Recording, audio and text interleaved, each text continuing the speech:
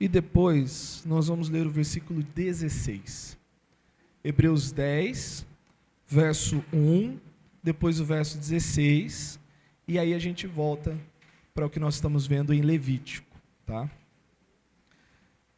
Essa é a segunda parte da nossa introdução, e por mais que eu tenha colocado aqui continuidade e descontinuidade da lei, a gente vai trabalhar um pouco só esse tema. Mais disso nós tratamos quando passamos em Gálatas, então como está recente, eu espero que você tenha em mente. Se você não tem em mente, você tem dois recursos. Tem as pregações que estão no YouTube, para recobrar. Você pode pedir o esboço também, que eu possa enviar. Você pode me parar depois ali para tirar dúvida, tá?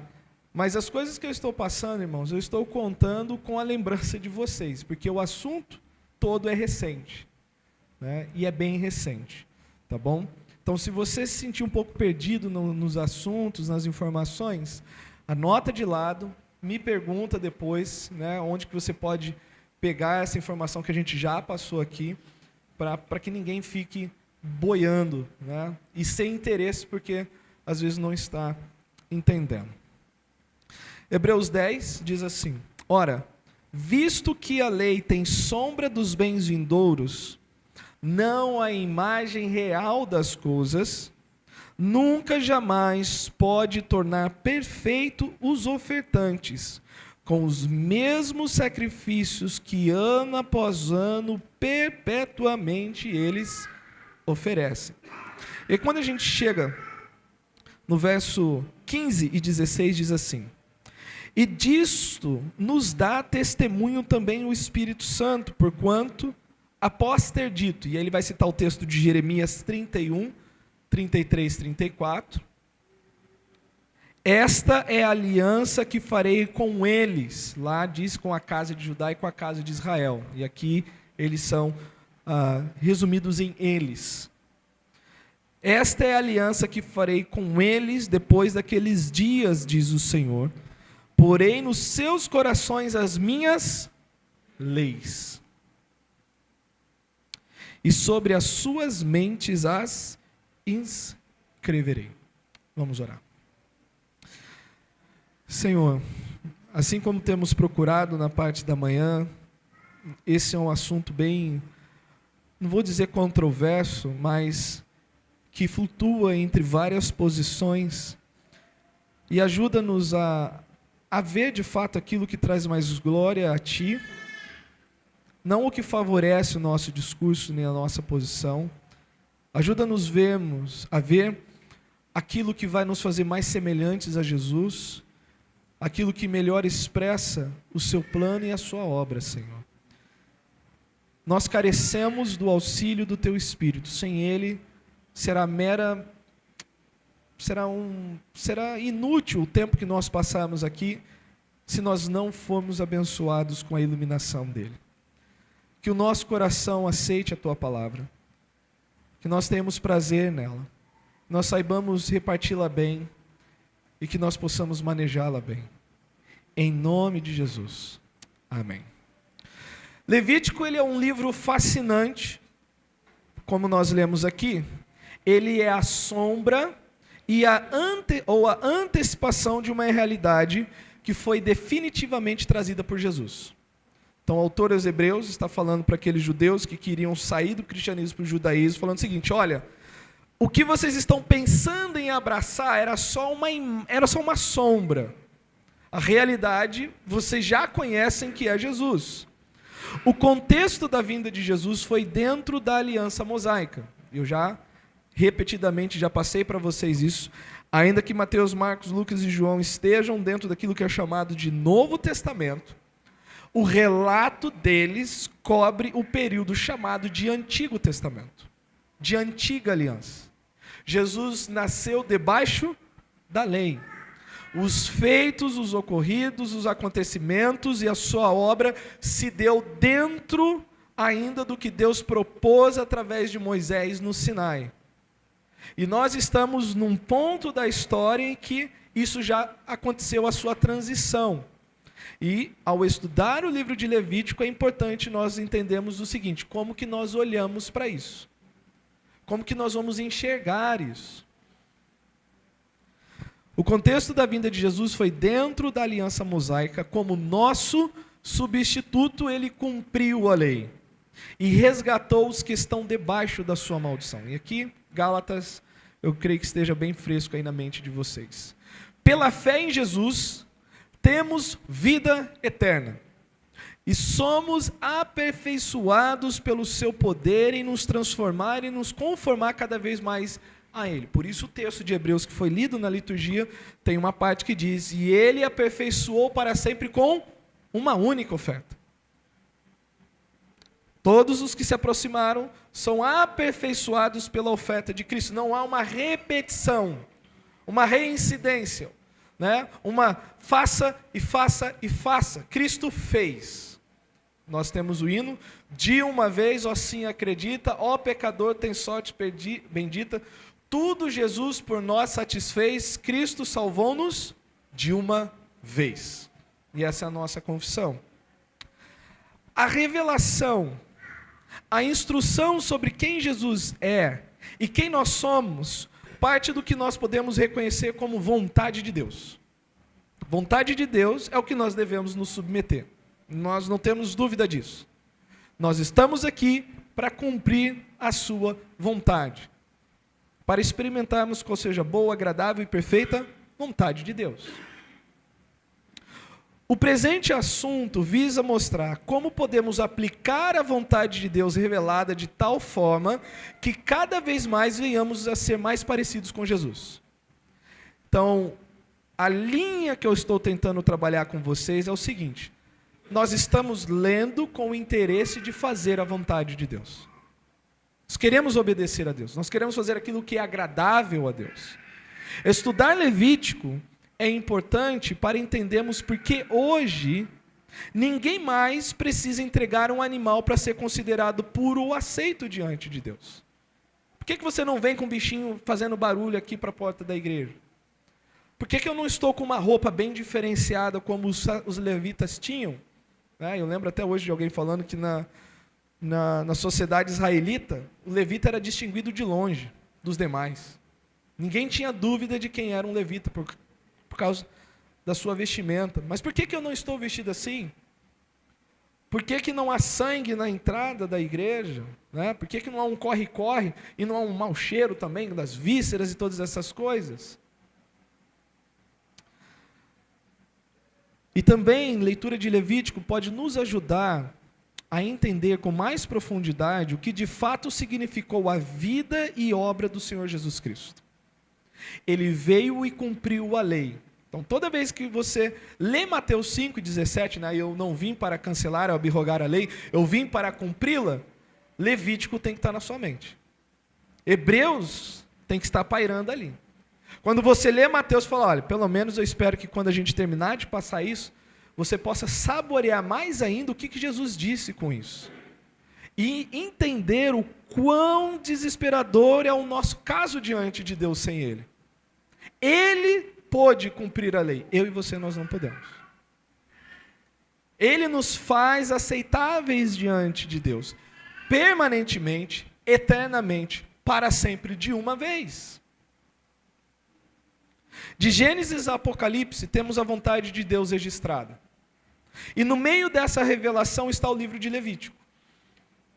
O que precisamos sondar é até que ponto as leis levíticas particulares têm alguma relevância para o cristão no mundo moderno hoje. Especialmente na sociedade ocidental. Lembra? É um livro oriental, nós estamos num outro ponto.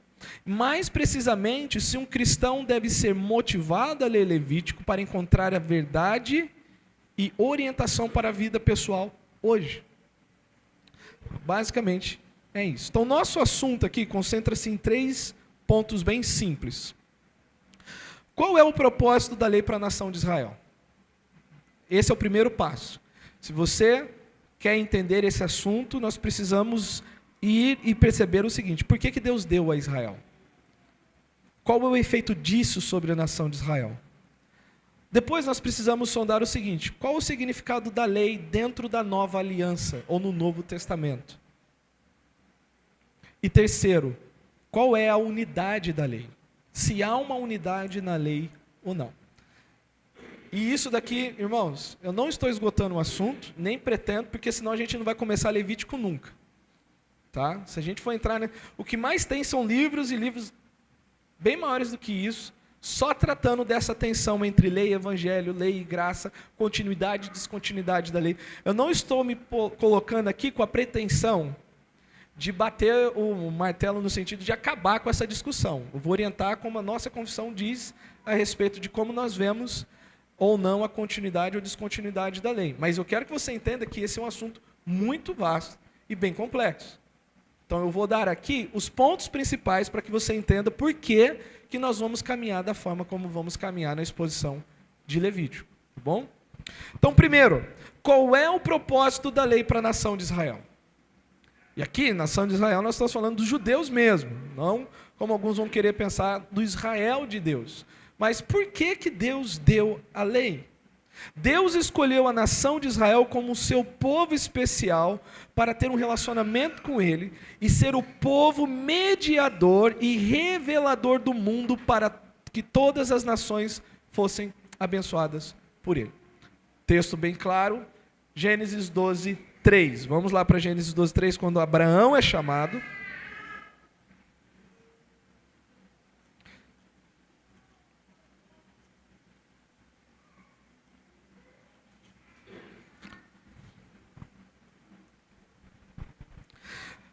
Quando Abraão é chamado, na última etapa da aliança que Deus firma com Abraão, ele diz o seguinte: abençoarei os que te abençoarem, e amaldiçoarei os que te amaldiçoarem, em ti serão benditas todas as famílias da terra. Essa expressão nós já cobrimos em Gálatas capítulo 3 e capítulo 4. O que significa ser descendência de Abraão? Mas Deus, ele faz um pacto com Abraão, e de Abraão nós temos os patriarcas. Nós temos os seus filhos, ou seus descendentes, e deste sai o que nós encontramos e conhecemos como nação de Israel, os filhos de Jacó, as 12 tribos. Mas para que esta nação possa ser tenha esse espaço de mediação para as demais nações, era necessário que ela tivesse um relacionamento com Deus de forma santa. E para que esse Deus Santo pudesse residir no meio deles, eles também deveriam demonstrar santidade. Eles deveriam ser um povo separado e distinto. Eu quero que você tenha isso em mente, que essa ideia de Israel ser o povo mediador, você vai lembrar lá em Romanos 11, que diz o seguinte: se na cegueira de Israel nós fomos alcançados, o que haverá de acontecer na sua plenitude, quando eles estiverem vendo Jesus de fato para as demais nações? Então eu quero que você tenha isso em mente. Mas abra comigo em Levítico 11, 44 e 47. Deus deu a lei à nação de Israel para que eles pudessem ser santos, serem conformados com Deus, porque Deus haveria de habitar no meio deles, como de fato veio. Ele tabernaculou no meio de Israel. E quando a gente chega em Levítico 11, 44 a 47,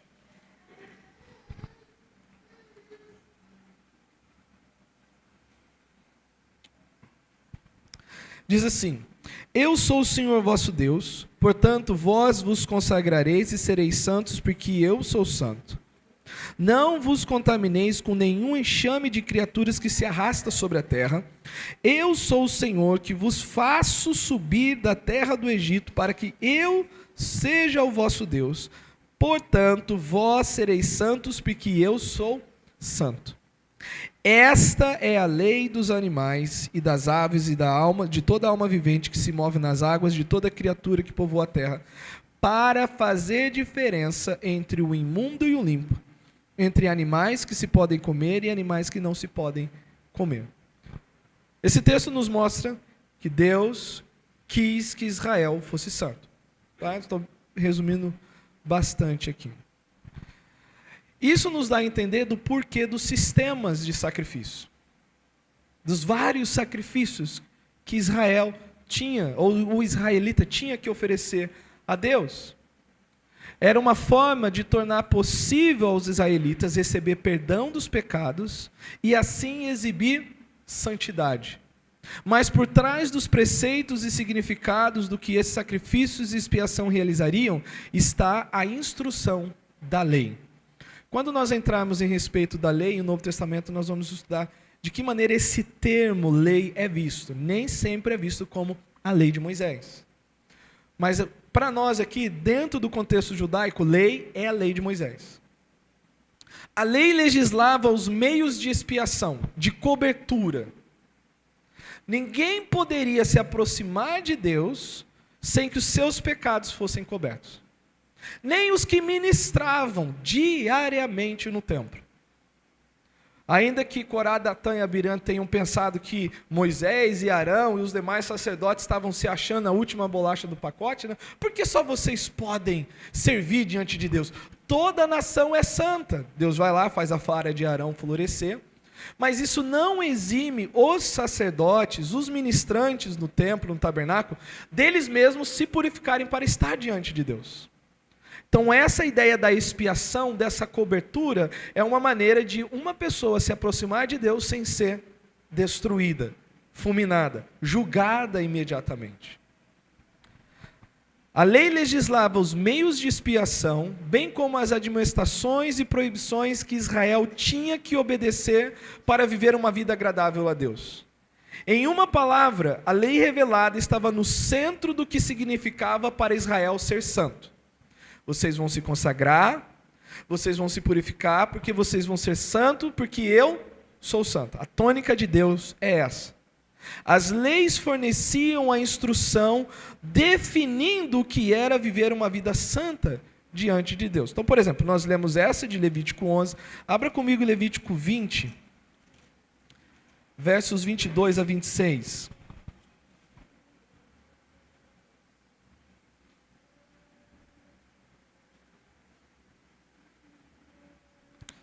Novamente, Levítico 20, 22 a 26. Guardai, pois, todos os meus estatutos e todos os meus juízos e cumpri-os para que não vomite a terra para a qual eu vos levo para habitardes nela.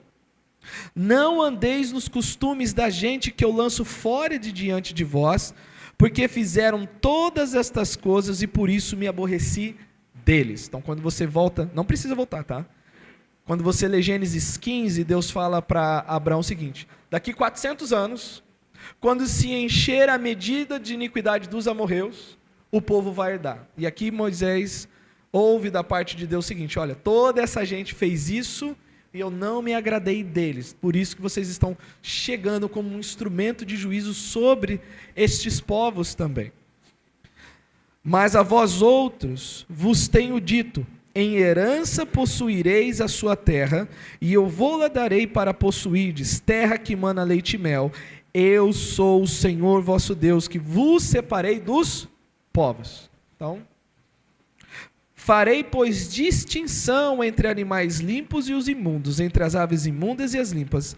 Não vos façais abomináveis por causa dos animais, ou das aves, ou de tudo que se arrasta sobre a terra, as quais coisas apartei de vós, para retê-las por imundas. Ser-me-eis santos, porque eu, o Senhor, sou santo. Separei-vos dos povos para serdes meus. O homem ou mulher que sejam necromantes, ou sejam feiticeiros, serão mortos, serão apedrejados, o seu sangue cairá sobre eles. A lei foi dada para dar esse caráter distintivo de que a nação de Israel pertence a Deus. Os outros povos, a gente vai ler um texto em Deuteronômio quando diz: olha, que nação há que Deus tenha dado leis tão belas como estas. Vamos ler Deuteronômio 14, 21. Só mais um texto. Eu estou pulando muito texto aqui. Mas Deuteronômio 14, 21.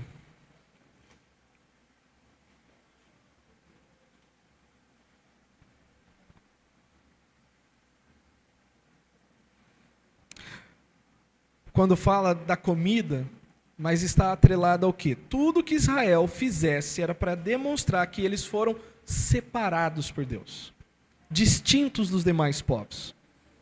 Não comereis nenhum animal que morreu por si.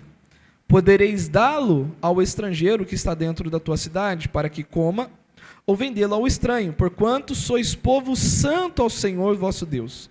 Não cozerás o cabrito no leite da sua própria mãe. Não pode comer estrogonofe. Brincando. Mas note o seguinte, eu espero que não esteja sendo um monte de informação corrida em cima da cabeça de vocês, mas o resumo desse primeiro ponto é o seguinte: a lei foi dada para que Israel ficasse distinto dos demais povos, pela forma como eles viviam. A forma dada a Israel viver é de santidade, consagração. Ao obedecer à instrução escrita, Israel viveu uma vida santa. E eu quero ler principalmente Números 15, 39 a 41. Então, você está em Deuteronômio? Volta um capítulo, Números 15, 39 a 41. E aqui está falando como seria a roupa do sacerdote. Números 15, 39 a 41 diz assim. Vamos ler do verso 37, para pegar o contexto. Disse o Senhor a Moisés: fala aos filhos de Israel e dize-lhes que nos cantos das suas vestes façam borlas pelas suas gerações, e as borlas em cada canto presas com um cordão azul. E as borlas vos serão para que, vendo-as, vos lembreis de todos os mandamentos do Senhor, e os cumprais, e não seguireis os desejos do vosso coração, nem dos vossos olhos, após os quais andais adulterando. Para que vos lembreis de todos os meus mandamentos, e o cumprais, e santos sereis a vosso Deus. Eu sou o Senhor vosso Deus, que vos tirei da terra do Egito para vos ser Deus. Eu sou o Senhor vosso Deus. Se vocês quiserem perguntar, qual é a cor da palavra na Bíblia? Azul. Né? Tem um negócio de cores que a gente estuda, então o azul está relacionado à palavra de Deus, pelo próprio texto aqui. Vocês vão fazer a bola azul, com uma fita azul, e quem bater o olho vai lembrar o seguinte, de todos os meus mandamentos. Aquela cor tipifica todos os mandamentos. A lei de Moisés era a vontade de Deus para aqueles a quem Deus graciosamente redimiu. Então, uma outra questão que nos chama a atenção aqui é que a lei não foi dada como um instrumento de observância para a salvação. Ninguém era salvo pela mera observância da lei. E vale notar que, infelizmente, né, agora falando do nosso quintal, a Bíblia de Scofield, que é uma das Bíblias que nós defendemos e usamos, nas suas primeiras edições, ela deixa em João 1,16 o comentário, dando a entender, não, claramente dizendo que na antiga aliança a salvação era adquirida pela observância das leis, na nova pela aceitação de Jesus. Aí depois teve uma conversa interna lá e eles tiraram esse comentário. Eu estou dizendo isso por quê? Porque a lei ela não salva. Ela não tem poder de salvar. A lei não faz com que alguém no sentido de, ao observando-a, ela seja totalmente purificada e aceita plenamente de uma vez por todas. A lei que Deus deu graciosamente através de Moisés não era o meio pelo qual os israelitas seriam declarados justos diante de Deus. Pelo contrário, o contexto histórico dessas leis é a redenção do Egito e a eleição de Israel por Deus como seu povo. Ou seja, a lei foi dada num contexto de graça. Nós confessamos que a salvação, em qualquer época, é pela fé. O homem é salvo por confiar no que Deus diz. Abraão creu em Deus e isso lhe foi imputado para justiça. Em Levítico, especificamente, a motivação para Israel obedecer essas leis decorre da libertação do Egito que Deus acabou de realizar. Então, o que significa? Toda vez que havia uma ênfase, vocês precisam guardar a lei. A motivação que Deus dá é o seguinte, é porque eu libertei vocês. É porque eu salvei vocês. É porque eu redimi vocês. A base da obediência estava na redenção. É alguma coisa diferente dentro da nova aliança? nós mostramos por obras o nosso amor a Deus. Nós o obedecemos porque o amamos. Nós o amamos porque Ele nos amou primeiro. Se me amais, guardareis os meus mandamentos. Mas só para não ficar nas minhas palavras, eu vou ler 2 textos em Levítico, onde há um anúncio da libertação como causa para a obediência. Levítico 18:3.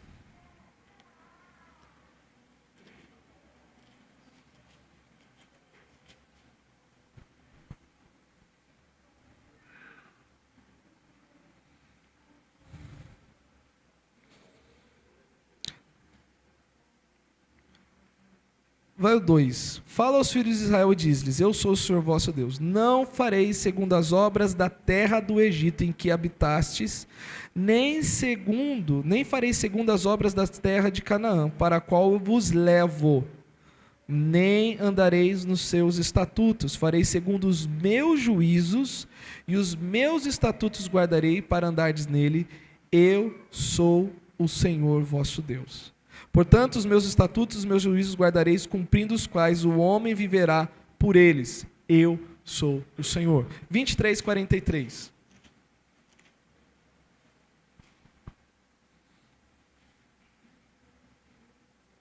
Vamos ler 42 e 43 do 23. 7 dias habitareis em tendas de ramos. Aqui falando da festa dos tabernáculos. De todos os naturais em Israel habitarão em tendas, para que saibam as vossas gerações que eu fiz habitar os filhos de Israel em tendas, quando os tirei da terra do Egito. Eu sou o Senhor vosso Deus.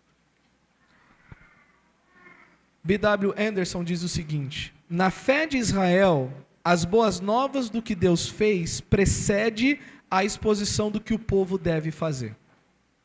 E por último, dentro desse aspecto ainda, as obras nunca foram um instrumento de salvação, elas são a evidência da salvação. A obediência às leis deve ser colocada no domínio da santificação e não justificação. Quando os judaizantes vieram e começaram a perturbar os gentios, o que eles inverteram? Para que vocês sejam declarados justos, para que vocês sejam declarados salvos e aceitos por Deus, é necessário que vocês se circuncidem. Guardem a lei de Moisés. Mas no sentido aqui é colocado como um aspecto para distinguir santificação, dedicação, separados. Pois pela adesão a essas leis, uma distinção social foi mantida entre os israelitas e o resto das nações. Então esse é o primeiro aspecto. A lei foi dada a Israel para que eles ficassem distintos das demais nações. Quem olhasse para eles falar, olha, tem alguma coisa diferente que as outras não têm. Eles pertencem a Deus. E Deus ele vai bater até os profetas. Né? Quando os profetas vêm e falam, olha, vocês não estão me representando bem diante das nações. Vocês estão quebrando a aliança. Quem olha para vocês vê uma má representação da minha pessoa. Paulo vai meio que falar dessa forma, quando em Romanos diz o seguinte: o nome de Deus é blasfemado entre os gentios por vossa causa, justamente pela desobediência. Segundo, como é que é visto a lei dentro do Novo Testamento? Então Deus deu a lei para um povo específico, Deus não deu a lei para os gentios. Deus deu a lei para os descendentes de Abraão, que foram abençoados e agraciados com a promessa de receberem a terra, e naquela terra eles deveriam caminhar de uma maneira tão distinta que evidenciasse o quão santo Deus é. Pela observância de todas aquelas normas, pelos rituais, pelo tabernáculo, pelas leis que governavam a cidade, pelas leis que governavam o culto. Ainda que vocês estejam pensando, está fazendo tripartição? Eu estou simplificando, porque nós vamos chegar na unidade da lei. Quem olhasse iria perceber o seguinte: eles não são como os demais povos. E essa distinção não era inerente do povo de Israel, estava relacionada à santidade de Deus. No Novo Testamento, como é que isso é trabalhado? Nós vamos ver pelo menos dois casos: Jesus e a lei, Paulo e a lei. Os escritores no Novo Testamento, consistentemente, eles escolheram um termo grego chamado nomos, que é a tradução para lei. Para traduzir do hebraico, o que é chamado de Torá. Então, quando você ouve a Torá, é a lei. E esse tema acontece 195 vezes no Novo Testamento e 121 vezes só nos escritos de Paulo. Então, quase 200 vezes, mais da metade disso dentro dos escritos de Paulo. Embora o termo se refira mais frequentemente ao Pentateuco, ele também tem um significado mais amplo. E agora nós vamos ver pelo menos 4 circunstâncias onde o termo lei não é só traduzido por lei mosaica. E é importante você ter isso em mente. João, o apóstolo João e o apóstolo Paulo, eles usam esse termo para se referir à revelação completa de Deus no Antigo Testamento. Então vai ter momentos que João vai falar da lei, tratando de Gênesis a Malaquias, e Paulo também vai fazer isso. Então vamos ler João 10:34.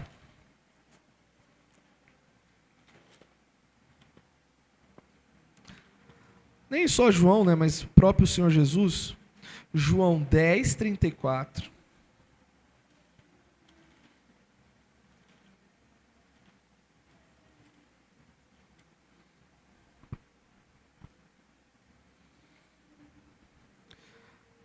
Replicou-lhe, pois, Jesus: não está escrito na vossa lei, eu disse, sois deuses. E aqui é uma menção do Salmo.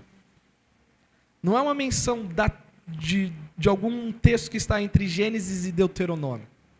É um texto que está nos Salmos. Capítulo 12, verso 34 de João.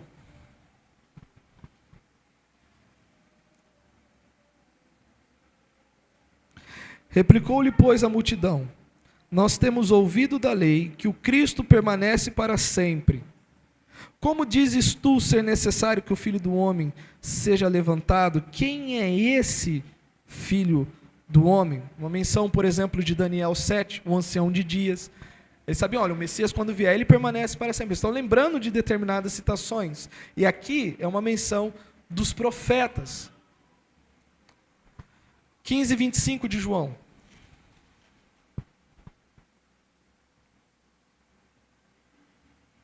Novamente, a ligação aqui não é com o texto dentro dos 5 primeiros livros da lei, mas é um texto profético, mas é relatado e é visto como lei. Isto, porém, é para que se cumpra a palavra escrita na sua lei: odiaram-me sem motivo. Salmo 35:19 e Salmo... Não precisa abrir, estou falando que esse texto está lá. Salmo 35. Eu já vi o pessoal. Vocês estão muito bem, assim que é bom. Mas vocês perceberam que nesse primeiro momento, no Novo Testamento, o termo lei é para se referir a toda a revelação antiga. 1 Coríntios 14:21.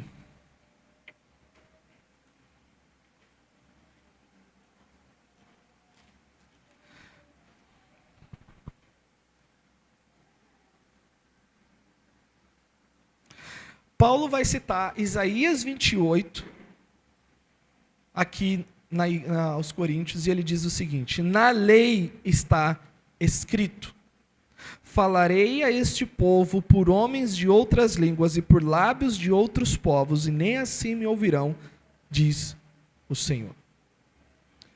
Então, a primeira coisa que você já vai ter guardado é o seguinte: quando você está lendo no Novo Testamento, você tem que discernir se o termo lei está se referindo exclusivamente ao Pentateuco, à lei mosaica, ou se está se referindo à revelação geral da antiga aliança. Tá. O termo pode ser usado também para se referir à lei humana. E aqui nós sabemos que está relacionado à lei de Moisés. Por exemplo, Romanos 7.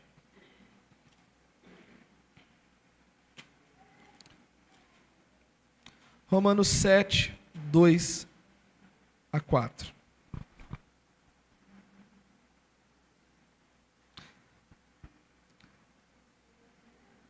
Aqui é a lei de Moisés mesmo, mas tratando de negócios humanos. Porventura ignorais, irmãos, pois falo aos que conhecem a lei, que a lei tem domínio sobre o homem toda a sua vida?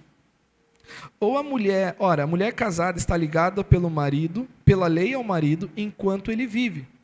Mas se o mesmo morrer, desobrigada ficará da lei conjugal.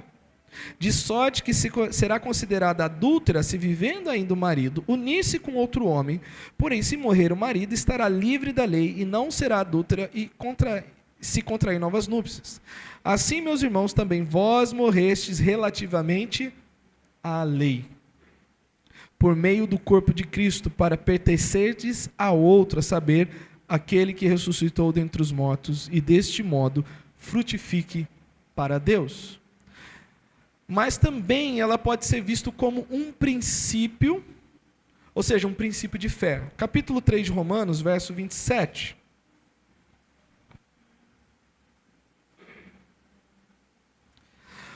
Onde, pois, a jactância foi de todo excluída. Por que lei? Das obras? Não, pelo contrário, lei da fé. E Romanos também é um lugar muito profícuo nesse sentido de transitar entre sentidos o termo nomos. Primeiro nós lemos a respeito da lei mosaica, o segundo como um princípio, um padrão, o padrão das obras ou o padrão da fé em Deus. Ok? Pode ser a lei do pecado, Romanos 7, 25.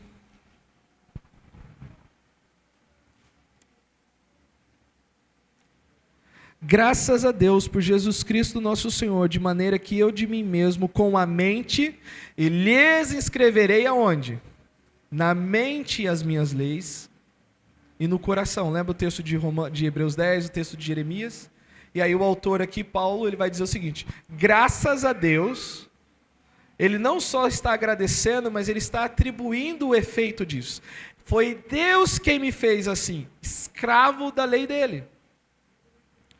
Graças a Deus, por Jesus Cristo nosso Senhor, de maneira que eu de mim mesmo, com a mente, sou escravo da lei de Deus, mas segundo a carne, que é o que resta ser glorificado. E lá em Romanos 8 vai dizer que ele selou o pecado na carne. Escravo, segundo a carne, da lei do pecado. E aqui é uma norma. Simplesmente norma. E Romanos 8:2. Porque a lei do Espírito da vida em Cristo Jesus te livrou da lei do pecado e da morte. Então, temos esse princípio. Jesus e a lei. Esse daí acho que vocês já entendem, já estão mais inteirados. De maneira alguma Jesus iria contra a lei, ele veio cumprir a lei. Então, às vezes, é até anacrônico tentar fazer uma defesa ou até ou criticar uma descontinuidade da lei usando Jesus. Porque ele estava debaixo da lei. Ele estava vivendo a lei. Ele veio cumprir a lei. Então nós não vamos olhar e ver naquele pedaço qualquer coisa que desse a significar que a lei deveria ser deixada de lado. Por exemplo, quando alguns tentam fundamentar o dízimo usando os evangelhos. Quando Jesus chega nos escribas e fariseus e fala, eles dão dízimo do hortelã, de todo o tempero que tem no fundo de casa, fazei estas coisas, ou seja, dá o dízimo, sem negligenciar as outras, ou seja, ser misericordioso, né? O que tiver de mim é corbão. Jesus não iria contra o dízimo ali, ele estava vivendo esse período da lei, ele iria incentivar a fazer tudo o que a lei manda fazer. Texto mais claro, Mateus 5,17.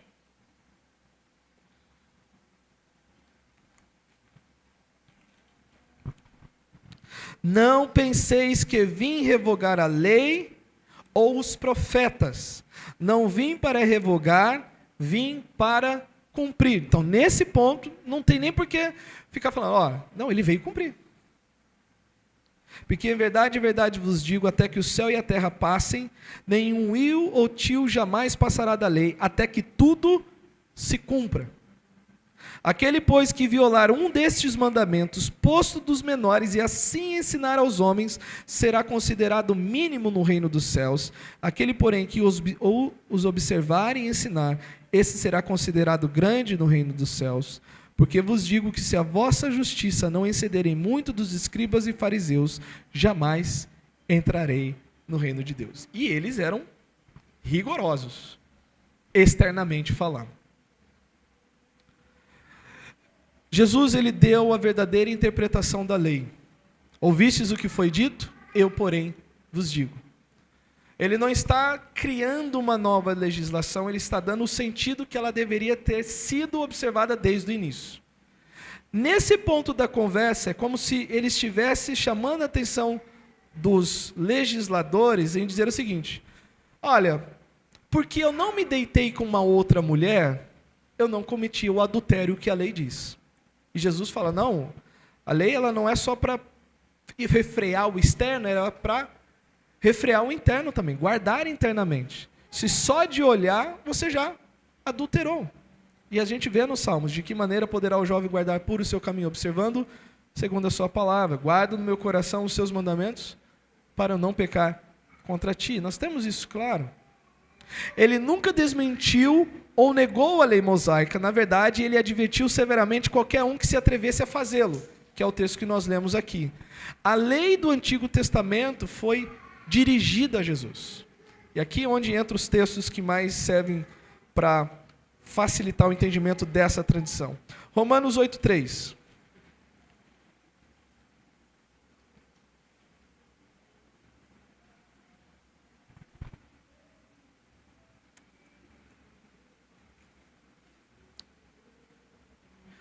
Ele cumpre a lei. Porquanto que for impossível a lei, e aqui agora é a lei mosaica mesmo, porque estava enferma pela carne, isto fez Deus enviando o seu próprio Filho em semelhança de carne pecaminosa, e no tocante ao pecado, e com efeito condenou Deus na carne o pecado. Romanos 10:4.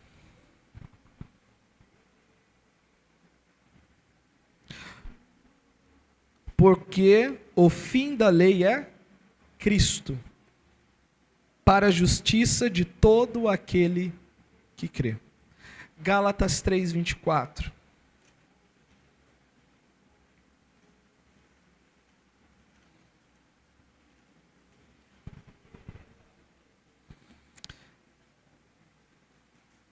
Vamos ler o 22.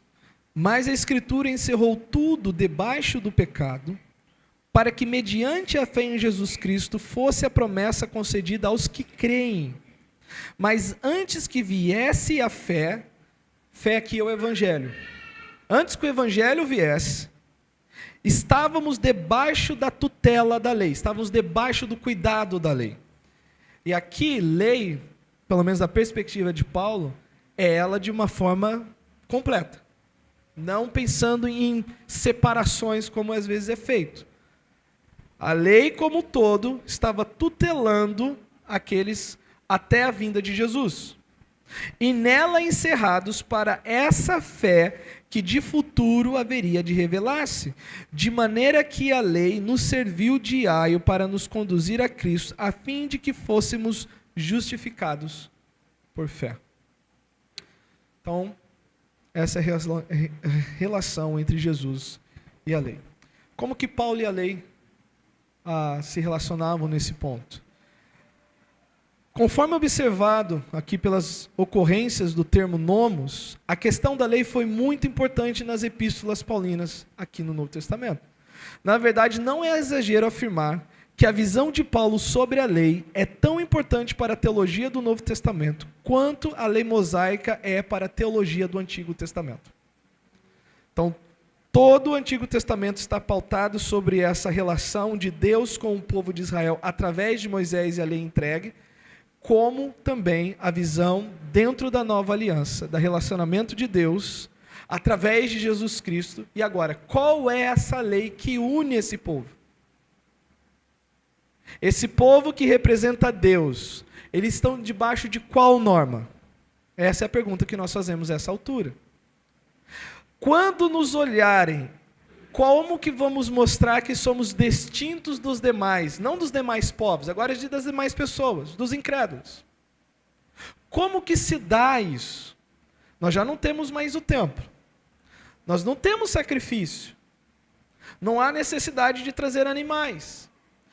As cerimônias que permeavam o culto da antiga aliança não se perpetuaram na nova. Então, como é que haverá essa distinção e isso será notório aos demais? Aqueles que defendem uma completa descontinuidade da lei do Antigo Testamento para o cristão, e nós não defendemos uma completa, vale lembrar isso. Nós vemos descontinuidade, mas nós não vemos uma completa descontinuidade.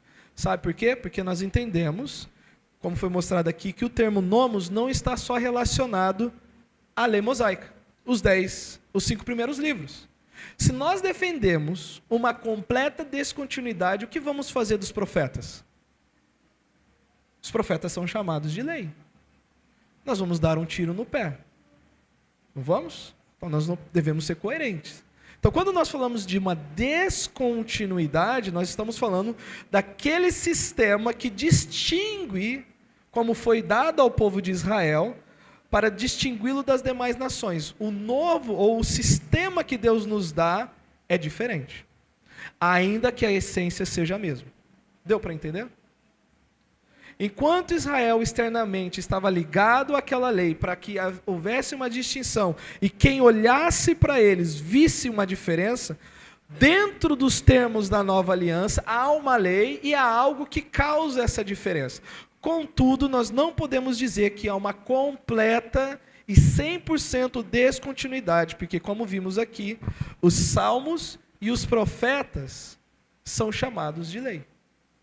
E temos questões que ainda vão acontecer que estão dentro desse grupo chamado de lei.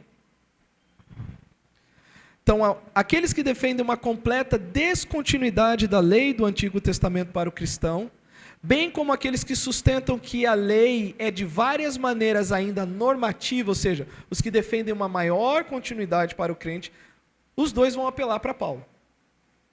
Quem fala, não, a lei moral continua, vai usar Paulo, e quem vai dizer, não, a lei moral não continua, e a lei de Cristo continua, vai usar Paulo. Por isso que é importante nós sabermos o seguinte, como é que o apóstolo Paulo vê isso? Como é que ele ensinou isso? Como é que ele destrinchou isso, ele detalhou isso às igrejas? Vamos ler Romanos 6,14, por exemplo.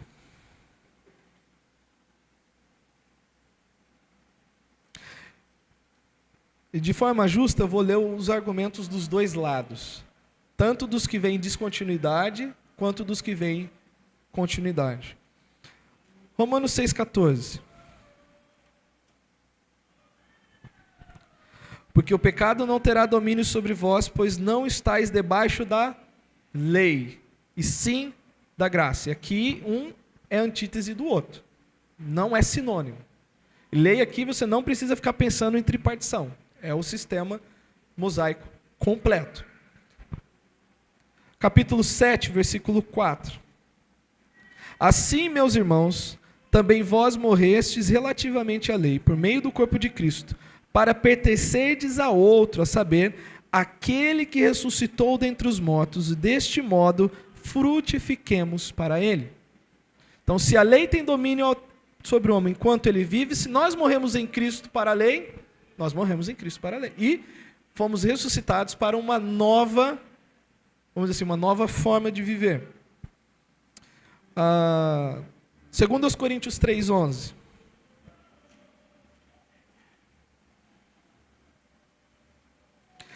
O capítulo 3 de 2 Coríntios, para mim, é um dos argumentos mais fortes para a descontinuidade da lei.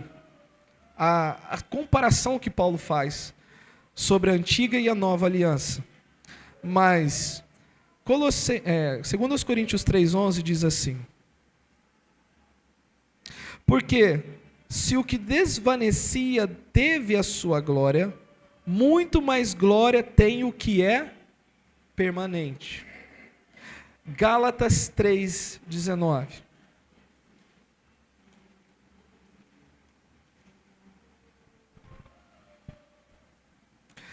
Gálatas 3,19 e 25 diz assim: qual, pois, a razão de ser da lei? Ou seja, por que a lei existe? Então, ela foi adicionada por causa das transgressões, ou seja, para dar ao pecado o caráter de, olha, ultrapassou o limite.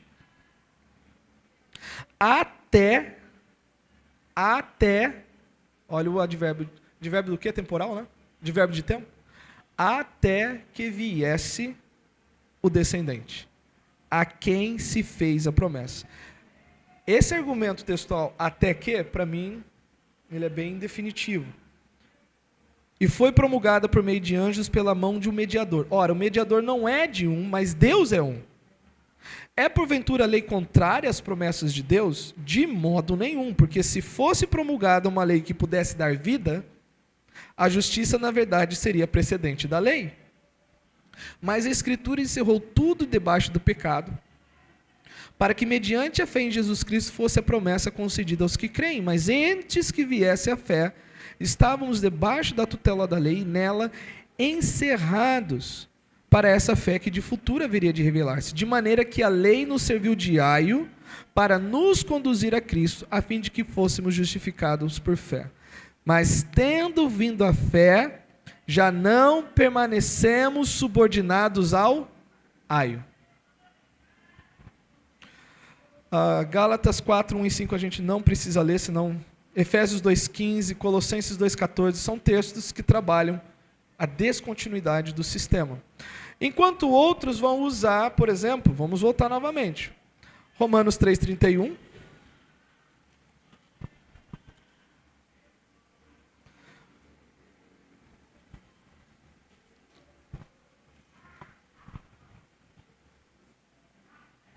Eles vão dizer o seguinte, olha, o evangelho ele não substitui a lei.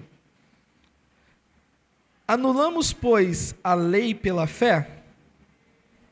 Não, de maneira nenhuma. Antes, confirmamos a lei. Eles vão usar também Romanos 7, 12 a 14.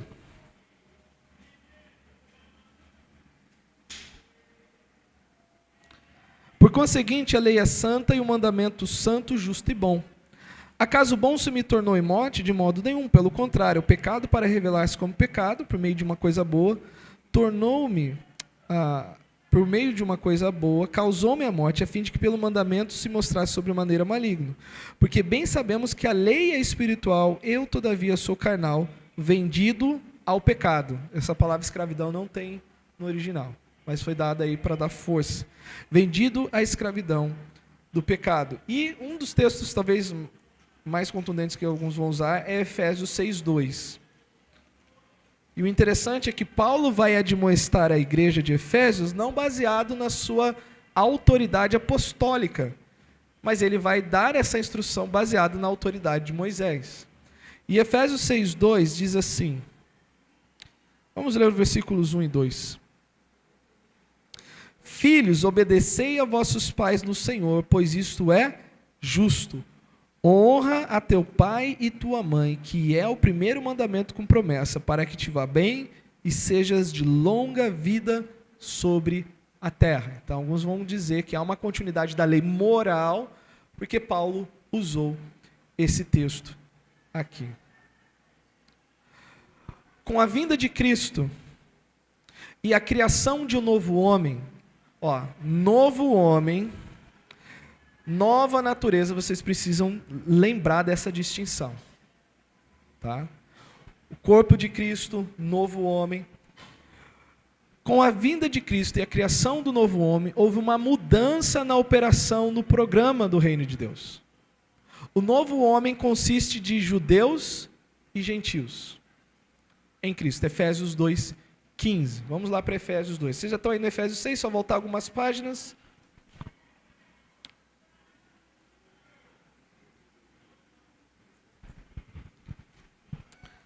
Vamos ler do versículo 11 em diante para sermos fiéis ao contexto.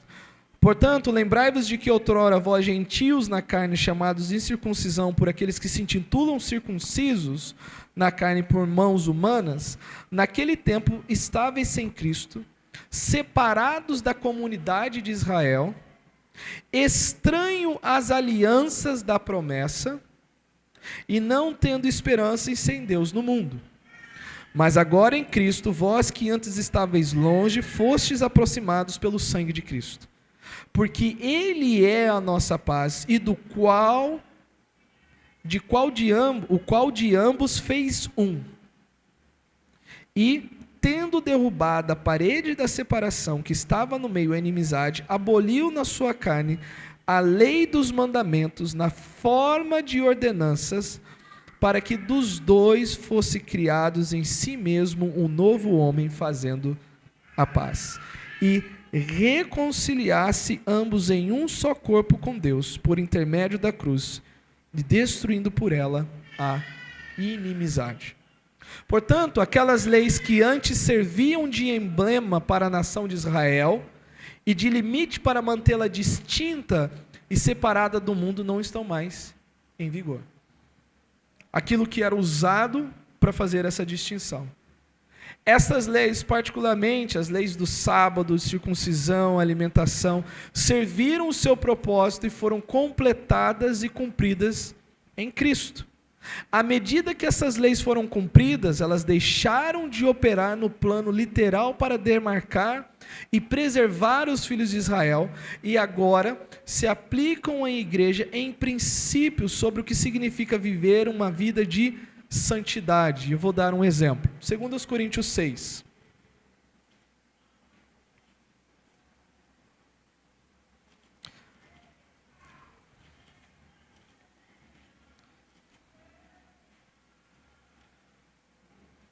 Segundo os Coríntios 6, 14 a 18. Texto muito usado para falar de julgo desigual, né? O contexto, Paulo está falando dos falsos mestres. Não está falando de união, não está falando de contrato civil, tá? Esse texto secundariamente pode ser usado para isso? Pode.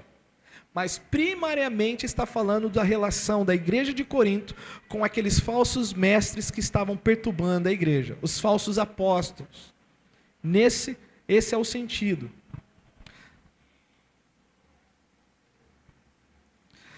Não vos ponhais em julgo desigual com os incrédulos, porquanto que sociedade pode haver entre justiça e iniquidade? Ou que comunhão com as trevas e luz? Que harmonia entre Cristo e o maligno? Ou que união do crente com o incrédulo? Por que não está falando de meramente o relacionamento com qualquer tipo de pessoa? Porque no capítulo 7 da primeira carta, Paulo vai falar o seguinte: olha, se o seu cônjuge incrédulo quiser continuar vivendo com você, continua vivendo. Você não está impuro nesse sentido. Mas aqui nesse texto ele está falando que não deve haver união. Então nós sabemos que ele não está falando de uma união conjugal no contexto. Tá? Mas isso não é desculpa para buscar unir-se com o incrédulo. Estou solteiro, quero namorar um incrédulo. Não é isso. Não é isso que o texto está dizendo. Tá? Que ligação há entre o santuário de Deus e os ídolos? Porquanto nós somos santuários do Deus vivente, como ele próprio disse. E aqui ele vai citar o texto de Levítico. Habitarei e andarei entre eles, e serei o seu Deus, e eles serão o meu povo. Ele está fazendo a aplicação da lei para o contexto da igreja. Ou seja, o povo de Deus vive de maneira pura para Deus, se consagrando e se purificando. Por isso, retirai-vos do meio deles, separai-vos, diz o Senhor, não toqueis em coisas impuras, e eu vos recebereis. Serei para vós pai, e vós sereis para mim filhos e filhas, diz o Senhor Todo-Poderoso. Tendo, pois, amados, tais promessas, purifiquemo-nos de toda impureza, tanto da carne como do espírito, aperfeiçoando nossa santidade no temor de Deus. Então aqui nós encontramos um equilíbrio.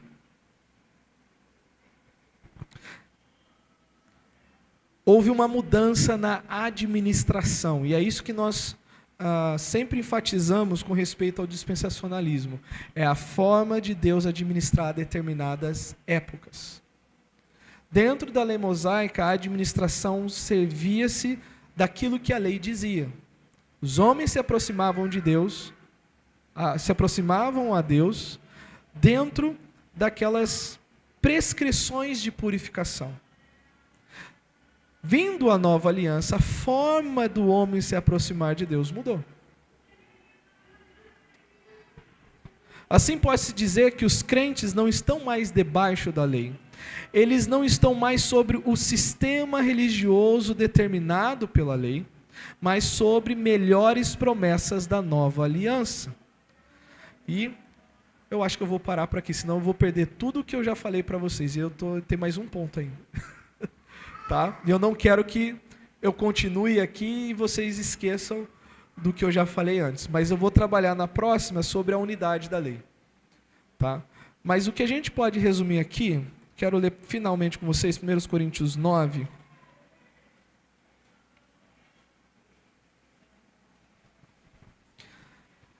Isso não faz de nós antinomianos, ou antinomistas, né? Que às vezes somos acusados de sermos contra a lei. Não, nós entendemos que a lei teve o seu papel até que viesse o descendente, porém, vindo o descendente, nós não somos deixados sem lei. Romanos 9, 20 e 21. Procedi para com os judeus como judeu, a fim de ganhar os judeus. Para os que vivem sob o regime da lei, e aqui é lei na sua unidade, não tem nenhum tipo de... Não dá para pensar em quais aspectos, mas a lei como um todo, a lei mosaica. Como se eu mesmo assim vivesse para ganhar os que estão debaixo da lei, embora não esteja eu debaixo da lei. Ao sem lei, como se eu mesmo fosse, não estando sem lei para com Deus, mas debaixo da lei de Cristo, para ganhar os que vivem fora do regime da lei. Então, acho que um texto para você guardar é esse. Nós estamos debaixo da lei de Cristo. E dentro do próximo sermão, nós vamos tentar explorar o que é essa lei de Cristo, o que é essa lei que Deus prometeu imprimir na mente e no coração daqueles que participam da nova aliança. Vamos orar. Senhor, nós agradecemos porque, a despeito de todo barulho lá fora, eu rogo que Satanás não arrebate a semente que foi lançada.